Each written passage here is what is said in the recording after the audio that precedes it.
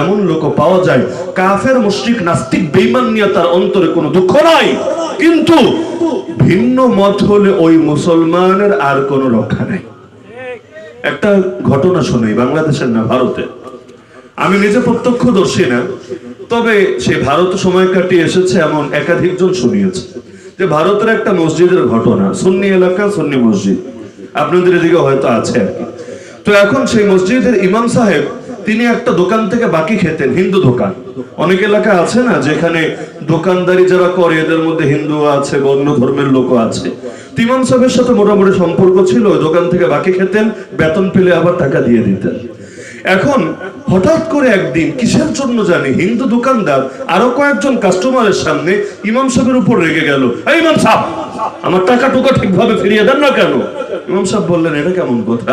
আমি তো সবসময় নিয়মিত তোমার টাকা ফেরত দিয়ে আসছি, তুমি হঠাৎ করে এতটা খেপে গেল কেন? বললো, এত কথাবার্তা বুঝি না, যেই কয় টাকা পাওনা আছে সবগুলো টাকা বুঝিয়ে দেবেন। ইমাম সাহেব বললেন, ঠিক আছে দিব। স্বাভাবিকভাবে বললেই হয়, এতগুলো মানুষের সামনে আমার সাথে এমন আচরণ করছো কেন? কিন্তু উনি যত নরম হচ্ছেন, হিন্দু দোকানদার তত গরম হচ্ছে। এক পর্যায়ে তিনি ভাবলেন, ঠিক আছে, ওরে একটা তাহলে জনমের মতো শিক্ষা দিতে হবে। কিভাবে শিক্ষা দিবেন? মারামারি করে তো শিক্ষা দেওয়া যাবে না। তিনি উদ্যোগ নিলেন, ঘটনা তো ঘটনা, এখন এটা আমি কোনো মেসেজ দিচ্ছি না যে এই কাজটা আপনারও করা লাগবে বা এখান থেকে শিক্ষা আছে, আমি শুধু এটা বোঝানোর জন্য টানছি যে মুসলমান ভিন্ন মতের মুসলমানের উপর কেমন করা হতে পারে। তো ইমাম সাহেব মসজিদে এসেছে, জুমার দিন বয়ান শেষে আরবি খুতবা যখন হবে, মসজিদ একেবারে পুরো ভরা, বারান্দাও ভরা, বাইরেও মুসল্লি দাঁড়ানো। এমন সময় তিনি বললেন, আপনাদের উদ্দেশ্যে আমার ছোট্ট একটা কথা আছে। কি কথা? আপনারা অনেকে হয়তো জানেন, ওই দোকানটা থেকে আমি বাকি খেতাম। আমি শুনেছি, অন্য কোনো ঘটনা আর কিছু বলেন নাই, আমি তো বাকি খেতাম, আমি শুনেছি ওই দোকানদার নাকি ওয়াহাবি হয়ে গেছে, আর কিছু না। তিনি বললেন যে আমি শুনেছি দোকানদারটা ওয়াহাবি হয়ে গেছে। আমার কাছে মনে হলো বিষয়টা আপনাদেরও জানা থাকলে ভালো হবে। আমি নিয়ত করেছি আর বাকি খাবো না ওই দোকান থেকে, কোনো দরকার নাই, ওয়াহাবির দোকান থেকে খাবো না, আমি অন্য দোকান থেকে প্রয়োজনে খাবো। আপনাদের বললাম, বিষয়টা আপনাদের জানা থাকলো, কোনো উস্কানি নাই, কোনো উগ্রবাদ নাই, খালি একটা কথার কথা বলেছে আর কি। এখন জুম্মা শেষ, কোন রকম মুসল্লিরা বের হয়েছে। এখন ধীরে ধীরে দেখা যাচ্ছে শুক্রবার গেল, শনিবার গেল, রবিবার গেল, সোমবার গেল, দোকানদার পেরেশান। আশপাশের দোকানে ঠিকই কেন বেচা হচ্ছে, তার দোকানে কেউ আসছে না। কিরে ব্যাপারটা কি? আমার দোকানে কি কুফা লাগলো নাকি? কেউ আসে না কেন আমার দোকানে, কাহিনী কি? এবার একজন দুইজনকে জিজ্ঞাসা করে, কেউ তেমন বলে টলেও না, কিন্তু বোঝা যাচ্ছে সবাই ক্ষেপে আছে তার উপর। এখন একজন বলল, আরে তুই নাকি ওয়াহাবি হয়ে গেছিস? বলে, হায় হায়, কে বলেছে এটা? না, ইমাম সাহেব বলেছে। ইমাম সাহেবের সাথে কিছু হয়েছে নাকি তোর? তুই মনে হয় তার কাছে জানিয়েছিস যে তুই মুসলমান হয়ে আবার ওয়াহাবি হয়ে গিয়েছিস। বললো, না না, এমন তো কিছু না। আচ্ছা আমি যাই, হুজুরের সাথে বোঝাপড়া করি। এবার হুজুরের কাছে এসে পায়ে পড়ে গেছে, হুজুর আমি তো এত মায়ের পেস বুঝি না, কোনটা কোন দল, কোনটা কোন ভার্সন, এত কিছু আমার মাথায় ধরে না, কিন্তু লোকে বলা বলি করছে আমি নাকি ওয়াহাবি হয়ে গেছি। আপনার পায়ে পড়ে বলি, আমার ওয়াহাবি থেকে আবার হিন্দু বানানোর ব্যবস্থা করেন, যা লাগে তা আমি করতে রাজি আছি। আগামীতে আপনি যত মনে চায় বাকি খান, জীবনে কখনো খারাপ ব্যবহার করব না, আমার দ্বারা আর কখনো বেয়াদবি হবে না, আপনি আমার একটু হিন্দু বানানোর ব্যবস্থা করে দেন। এখন যখন তিনি দেখলেন না, আসলেই মন থেকে অনুতপ্ত হয়েছে, তিনি বললেন, ঠিক আছে ঠিক আছে, তুমি চলে যাও, বাকিটা আমি দেখছি, টেনশনের দরকার নেই। পরের জন্য এলান দিলেন, আমি শুনেছি ওই লোকটা তো ওয়াহাবি হয়েছিল, আবার নাকি হিন্দু হয়ে গেছে। সবাই চিৎকার করে উঠলো, আলহামদুলিল্লাহ, শুকর আলহামদুলিল্লাহ।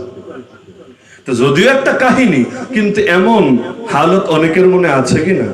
আরে অনেকের মনে আছে কিনা যেই পরিমাণ গালি সাধারণ মুসলমানদেরকে দেয়, আর হাজার ভাগের এক ভাগ রাগও কাফের মুশরিকদের সামনে দেখায় না। অথচ আল্লাহ রাসূল সাল্লাল্লাহু আলাইহি ওয়াসাল্লামের জীবনের অনেক বড় একটা বৈশিষ্ট্য ছিল, নবী এসে সবাইকে এতটা আপন বানিয়েছিলেন, এতটা কাছাকাছি এনেছিলেন। আরে মুসলমান তো মুসলমান, মদিনার ইতিহাস পড়েন, আল্লাহ নবী যখন মদিনায় গেলেন, মুসলমান ছাড়া ইহুদিদের তিনটা গোত্র ছিল। ইহুদি বুঝেন, গায়রিল মাগদুবি আলাইহিম ওয়ালাদ-দাল্লিন, যাদেরকে আমরা সূরা ফাতিহার 7ম আয়াতে বদদুয়া দেয় প্রতিদিন। আল মাগজুব আলাইহিম মানে গজবগ্রস্ত। এই গজবগ্রস্ত জাতি ইহুদিদের তিনটা গোত্র ছিল মদিনায়। মৌলিকভাবে যাদের বাড়ি মদিনায় ছিল না, মনে করেন আমার বাড়ি ছিলেন, আমি রাঙ্গুনি এসে যদি জমি কিনে ঘর করি, তাহলে আমি যতদিনই এখানে থাকি না কেন আমার বাড়ি কিন্তু এখানে না, এবং এখানে আমার একটা দুর্বলতা কাজ করবে। তো ইহুদিরা এদের কারো আদি নিবাস মদিনায় না। এরা মদিনায় কেন এসেছে জানেন? এসেছে আল্লাহর নবী এখানেই আসবেন এই সংবাদ জানতে পেরে।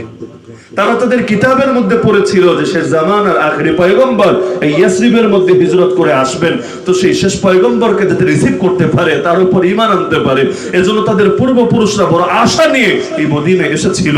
পরবর্তীতে তাদের সামনে যখন রাসূল আসলেন, তারাও চিনতে পেরেছিল। কেমন চিনতে পেরেছে? সূরা বাকারায় আল্লাহ বলেন 2 নম্বর পারার প্রথম পৃষ্ঠা, ইয়ারিফুনাহু কামা ইয়ারিফুনা আবনাহুম, নিজের পুত্রকে, নিজের ছেলে সন্তানকে যেমন চেনে, আল্লাহ নবীকেও ঠিক এভাবে চিনতে পেরেছে। তবে চেনার পরও মানে নাই। কেন? কারণ আল্লাহ নবী এক বংশের আর তারা হল আর এক বংশের। তারা ভেবেছিল আখেরি পয়গম্বর তাদের বংশেই আসবে, এসেছে আরেক বংশে। আরেক বংশের লোকরে মানবে কিভাবে? যদি মানে তো তার ইজ্জত থাকবে কিভাবে? এখন চিনেছে, চেনার পরও মানে নাই যে তারা হলো ইসহাক নবীর বংশের সন্তান আর আমার নবী হলেন ইসমাইল নবীর বংশের সন্তান। অথচ ইসহাক নবীর বাবার নাম ইব্রাহিম, ইসমাইল নবীর বাবার নাম ইব্রাহিম।